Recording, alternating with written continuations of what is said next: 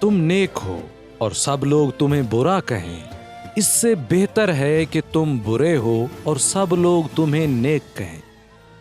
عقل مند اور بے وقوف دونوں میں کچھ نہ کچھ عیب ضرور ہوتا ہے۔ عقل مند اپنے عیب خود دیکھ لیتا ہے اور بے وقوفوں کے عیب دنیا دیکھتی ہے۔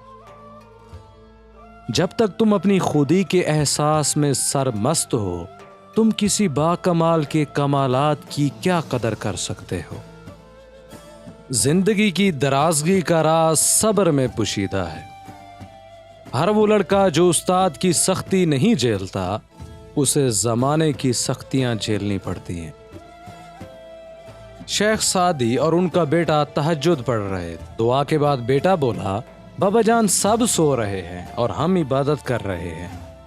شیخ سعدی نے اپنے بیٹے کو خوبصورت جواب دیا کہ بیٹا اگر دوسروں کے عیب پر نظر رکھنی تھی تو بہتر تھا کہ تو بھی سویا رہتا۔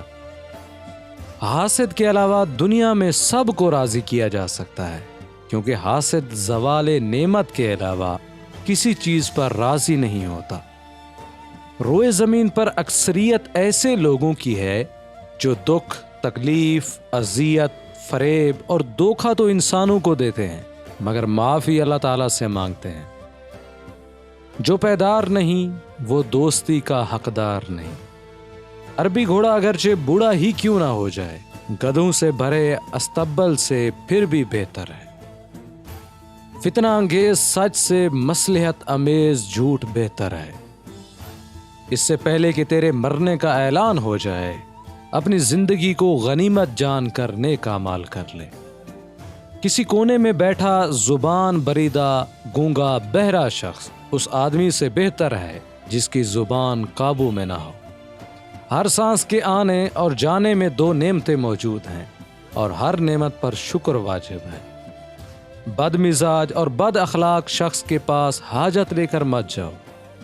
اے دل، اگر تو تواضع اختیار کر لے تو ساری دنیا کی مخلوق تمہاری دوست بن جائے گی۔ جو ہوش میں ہے وہ کبھی تکبر نہیں کرتا۔ اگر کسی جوان عورت کی شادی کسی بوڑھے مرد سے کر دی جائے تو اس سے بہتر تو یہ ہے کہ اس عورت کے پہلو میں تیر لگے اور وہ ہلاک ہو جائے۔ جزاک اللہ۔